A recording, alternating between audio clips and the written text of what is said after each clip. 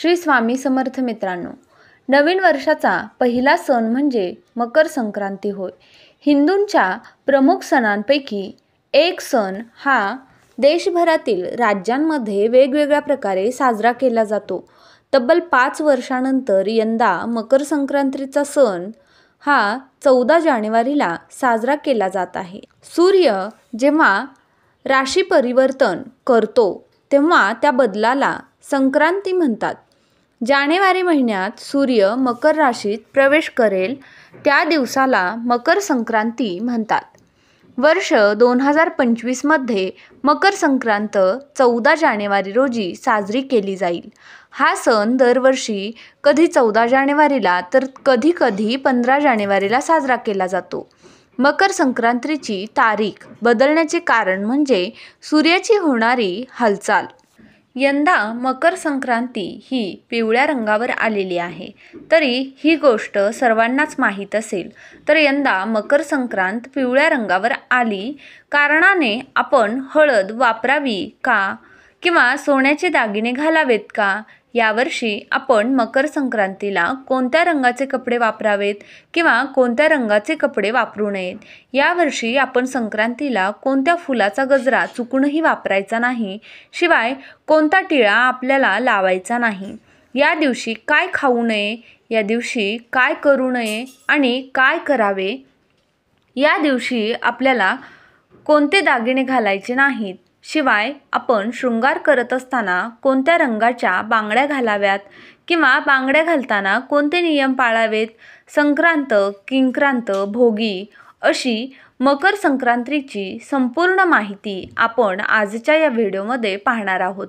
जेणेकरून तुमच्या मनामध्ये कोणत्याही शंका राहणार नाहीत. त्यासाठी व्हिडिओ शेवटपर्यंत नक्की पहा, कारण अर्धवट ज्ञान हे कधीच कामाचे नसते. अर्धवट ज्ञान हे नेहमीच घातक असते.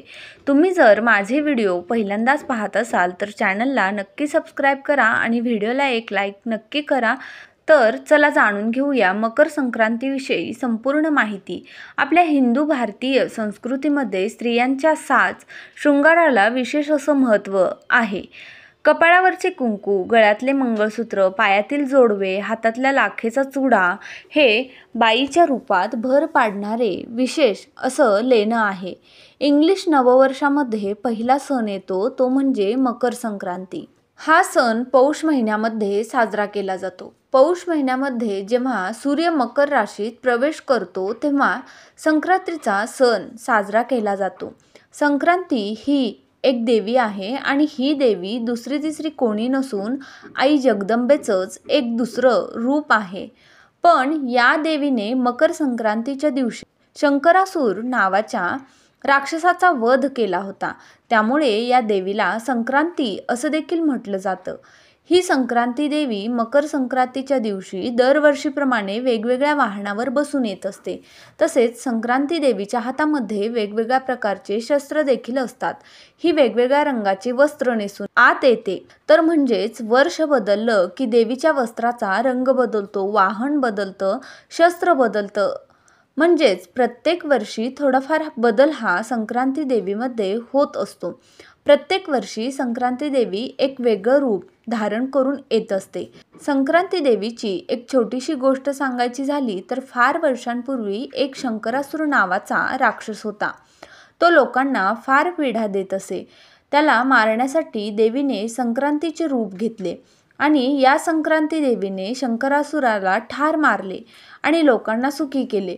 म्हणून सर्वांनी शक्यतो या दिवशी तिने घातलेले वस्त्र परिधान करू नयेत असं सांगितलं जातं. अशी त्यामागची एक धार्मिक कथा आहे.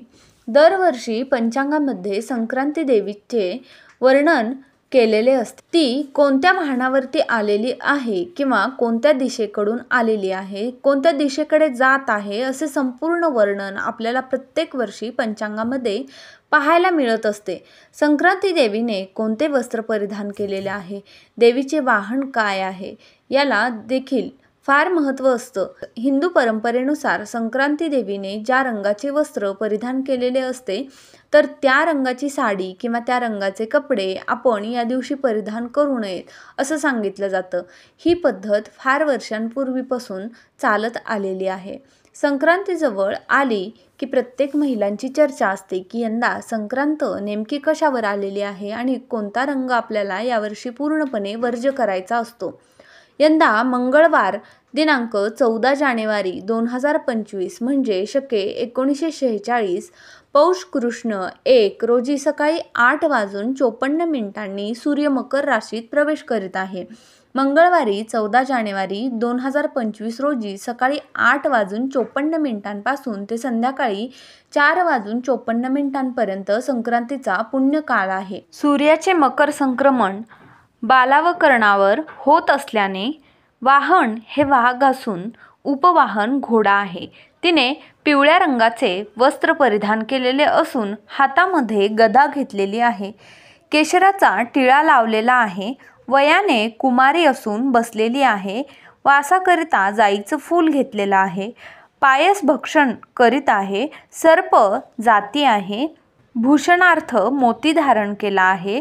वार नाव व नक्षत्र नाव महोदरी असून सामुदायी मुहूर्त 45 आहे. पूर्वेकडून पश्चिमेकडे जात आहे व वायव्य दिशेस पाहत आहे. यंदा मकर संक्रांत ही पिवळ्या रंगावरती आलेली आहे. संक्रांती देवीने पिवळ्या रंगाचे वस्त्र परिधान केलेले आहे आणि ती वाघावर बसून येणार आहे. त्यामुळे यावर्षी संक्रांतीला पिवळ्या रंगाची साडी आपण चुकून देखील नेसायची नाही. आपल्या सर्वांनाच माहिती आहे की आपल्या हिंदू धर्मामध्ये पिवळा रंग हा किती शुभ मानला जातो. सर्व देव कार्यांमध्ये हा रंग वापरला जातो. आपल्या हिंदू धर्मामध्ये पिवळ्या रंगाच्या वस्त्राला पितांबर असं देखील म्हटलं जातं.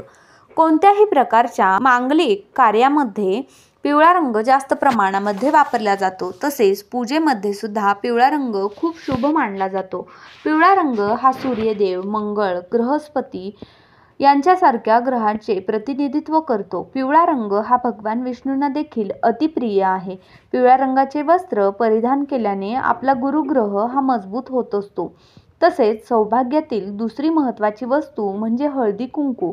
त्यामधील हळद, त्या हळदीला जेवढं महत्त्व आहे तेवढं महत्त्व पिवळ्या रंगालाही आहे. त्यामुळे पिवळा रंग हा खूप शुभ मानला जातो. परंतु यावर्षी मकर संक्रांत ही पिवळ्या रंगावरती आलेली आहे. त्यामुळे आपल्याला संक्रांती दिवशी पिवळ्या रंगाची साडी चुकून देखील नेसायची नाही. त्याऐवजी तुम्ही हिरव्या रंगाची साडी नेसू शकता. कारण हिरवा रंग हा सौभाग्याचा रंग मानला जातो. ज्यांची पहिली मकर संक्रांत आहे तर अशा मुलींनी देखील हिरव्या रंगाची साडी परिधान करण्याचा प्रयत्न करावा. कारण नवविवाहित मुलींसाठी जेव्हा लग्न होते तेव्हापासून ते प्रत्येक सणावाराला, याशिवाय साखरपुड्यात असो, लग्नात असो किंवा कोणत्याही सणावाराला अगदी डोहाळ जेवणापर्यंत आपण हिरव्या रंगाची साडी देत असतो.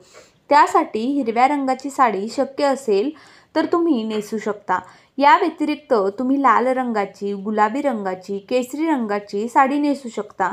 निळ्या, जांभळ्या रंगाचे कपडे सुद्धा परिधान करू शकता. याशिवाय या दिवशी तुम्ही काळ्या रंगाचे कपडे सुद्धा परिधान करू शकता. कारण मकर संक्रांत हा एकमेव असा सण आहे की या सणाला आपण आवर्जून काळ्या रंगाचे कपडे किंवा वस्त्र परिधान करत असतो. कारण या रंगांमध्ये किंवा डार्क रंगांमध्ये उष्णता जास्त प्रमाणात शोषून घेण्याची शक्ती असते. कारण संक्रांती हा सण पौष महिन्यामध्ये येत असतो आणि या महिन्यामध्ये थंडी ही भरपूर प्रमाणामध्ये असते. आणि संक्रांतीला आपण जर काळ्या रंगाचे कपडे परिधान केले तर नक्कीच आपले शरीर हे उबदार राहत असते. तर त्यासाठी काळ्या रंगाचे कपडे देखील तुम्ही परिधान करू शकता. परंतु पिवळा रंग हा आपल्याला यावर्षी पूर्णपणे वर्ज्य करायचा आहे. बऱ्याच जणांना प्रश्न पडला असेल की पिवळ्या रंगावर संक्रांती आल्या कारणाने आपण हळदी कुंकू लावावे का, तर हळद लावावी का, तर हळद ही पिवळ्या रंगाची असते तरी देखील आपण हळद लावू शकतो. कारण देवीने केशराचा टिळा लावलेला आहे. त्यासाठी केशराचा जो टिळा आहे तो आपण यावर्षी लावायचा नाही. आपण पिवळ्या रंगाची हळद वापरली तरी काहीही हरकत नाही. फक्त वस्त्रासाठी आपल्याला पिवळा रंग जो आहे तो वर्ज्य करायचा आहे. सणासुदीला आपण दागिने घालत असतो. कारण दागिन्यांशिवाय आपला कोणता साज शृंगार हा पूर्ण होत नाही. तर सोन्याचे दागिने देखील पिवळ्या रंगाचे असतात. तर मकर संक्रांतीला सोन्याचे दागिने घालावे का असा प्रश्न देखील बऱ्याच जणांना पडतो.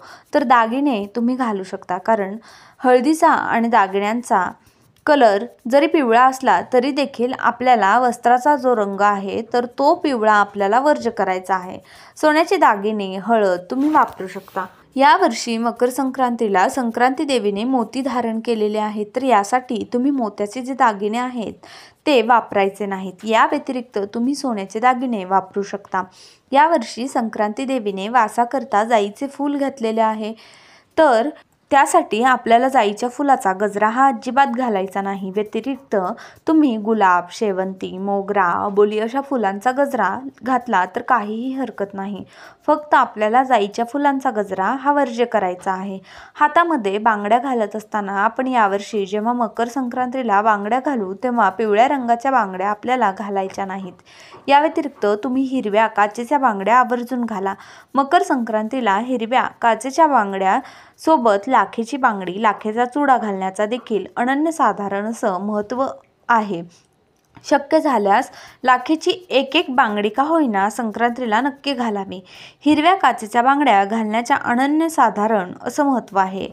तुम्ही सोन्याच्या कितीही बांगड्या घातल्या तरी देखील काचेच्या हिरव्या बांगड्या आवर्जून घाला. बांगड्या घालत असताना मेटलच्या बांगड्या किंवा प्लॅस्टिकच्या बांगड्या चुकून देखील घालू नका. पिचक्या बांगड्या हातामध्ये ठेवू नका, त्यामुळे आपल्या घरामध्ये दारिद्र्य येत असते. त्यासाठी पिचक्या बांगड्या असतील तर लगेच हातातून काढून टाका.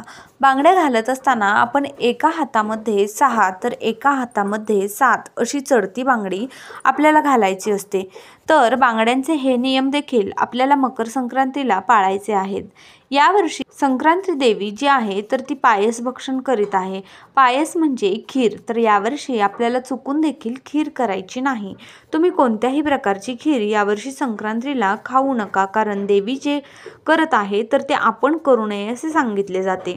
मकर संक्रांतीच्या दिवशी दात घासणे, कठोर बोलणे, वृक्ष, गवत तोडणे, गाई म्हशींची धार काढणे, कामविषयक सेवन करणे ही कामं करू नयेत. या दिवशी ज्येष्ठ व्यक्तींचा अपमान होईल अशी कार्य आपल्याला चुकून देखील करायची नाहीत. या दिवशी आपल्याला घरामध्ये मांसाहार चुकूनही करायचा नाही. या दिवशी कांदा, लसूण देखील वर्ज्य केला जातो. मकर संक्रांतीच्या दिवशी दान करण्याला देखील अनन्यसाधारण असं महत्त्व आहे. या दिवशी तुम्ही नवे भांडे, गाईला घास, अन्न, तीळपात्र, गूळ, तीळ, सोने, भूमी, गाय, घोडा इत्यादींचे यथाशक्ती दान करू शकता. संक्रांतीचे फल यावर्षी काय आहे तर यावर्षी संक्रांतीने ज्या वस्तू परिधान केलेल्या आहेत तर त्या वस्तू महाग होतील. संक्रांती जेथून आलेली आहे तेथील जनतेला सुख प्राप्त होईल. मंगळवार 14 जानेवारीला संक्रांत हा सण साजरा केला जाईल, तर बुधवार 15 जानेवारीला किंक्रांत हा सण साजरा केला जातो. मकर संक्रांतीच्या दुसऱ्या दिवशी किंक्रासुर नावाच्या राक्षसाला ठार मारले आणि त्याच्या त्रासापासून जनतेला मुक्त केले, तर यामुळे हा दिवस किंक्रांत म्हणून साजरा केला जातो. पंचांगामध्ये हा सण करी दिन म्हणून ओळखला जातो. हा दिवस शुभ कार्याला घेतला जात नाही. या दिवशी कोणतेही शुभ कार्य केले जात नाही. किंक्रांतीच्या दिवशी स्त्रिया हळदी कुंकू समारंभ साजरा करतात. या दिवशी स्त्रियांनी शेणात हात घालू नये असे देखील सांगितले जाते. किंक्रांतीला भोगीच्या दिवशी केलेली भाकरी राखून ठेवली जाते आणि ती शिळी भाकरी किंक्रांतीला खाल्ली जाते. केर कचरा काढण्यापूर्वी वेणी घालावी असे सांगितले जाते.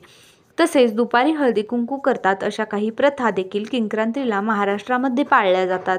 तसेच या दिवशी बेसनाचे धिरडे करून खाण्याचे देखील प्रथा आहे. किंक्रांतीच्या दिवशी चांगल्या कामाची सुरुवात करू नये, लांबचा प्रवास करू नये, देवाची पूजा करून गोडाधडाचा किंवा गोळाचा नैवेद्य अर्पण करावा. घरामध्ये वादविवाद करू नये, मन शांत ठेवावे, शांत चित्त ठेवून सर्वांशी आदराने वागावे. कुलदेवताचं देवाचे पूजन तसेच नामस्मरण करावे, नाम जप करावा. ही कामे किंक्रांती दिवशी करावीत किंवा काही कामं वर्ज्य करावीत. यंदा 2025 मध्ये 13 जानेवारीला सोमवारी भोगी हा सण साजरा केला जाईल. भोगी हा शब्द भुंज या धातूपासून बनला आहे.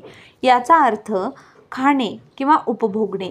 भोगी हा अनंताचा किंवा उपभोगाचा सण म्हणून देखील ओळखला जातो. या दिवशी इंद्रदेवाची आठवण काढली जाते. इंद्रदेवाने आपल्या धर्तीवर उदंड पीक पिकवावे म्हणून प्रार्थना केली जाते अशी मान्यता आहे. वर्षानुवर्ष बळीराजा आपल्या शेतातून अशीच पिकं काढत राहो आणि या पृथ्वीवरच्या माणसांची किंवा प्राण्यांची भूक भागवत राहो अशी प्रार्थना देखील भोगीच्या दिवशी केली जाते. भोगी हा सण हेमंत ऋतूमध्ये येणारा सण आहे. या दिवसांमध्ये शेतामध्ये धनधान्य भरलेला असतो, त्यामुळे आहारातही त्याचा तितकाच चविष्ट पद्धतीने वापर केला जातो. म्हणून या दिवशी भोगीची स्पेशल मिक्स भाजी तयार केली जाते. महाराष्ट्रात काही भागात या भाजीला खेंगाट असं देखील म्हटलं जातं. या दिवसात उपलब्ध असणारे आणि शरीरात उष्णता वाढवणाऱ्या अनेक पदार्थांचा यामध्ये समावेश केला जातो. तीळ लावलेली बाजरीची भाकरी, खरडा, सर्व शेंगभाज्या, पावट्याचे दाणे, वांगी, बटाटा अशा सर्व भाज्यांची मिक्स भाजी करून खाल्ली जाते. असा हा भोगीचा सण साजरा केला जातो. मकर संक्रांतीपासून ते रथसप्तमीपर्यंत हळदी कुंकू साजरा केला जातं. जर तुम्हाला आजचा हा माहितीपूर्ण व्हिडिओ उपयुक्त वाटला असेल तर व्हिडिओला लाईक नक्की करा आणि तुम्ही पहिल्यांदाच माझ्या चॅनलवर आला असाल तर चॅनलला नक्की सबस्क्राईब करा. तसेच जास्तीत जास्त लोकांपर्यंत हा व्हिडिओ नक्की शेअर करा. धन्यवाद. श्री स्वामी समर्थ.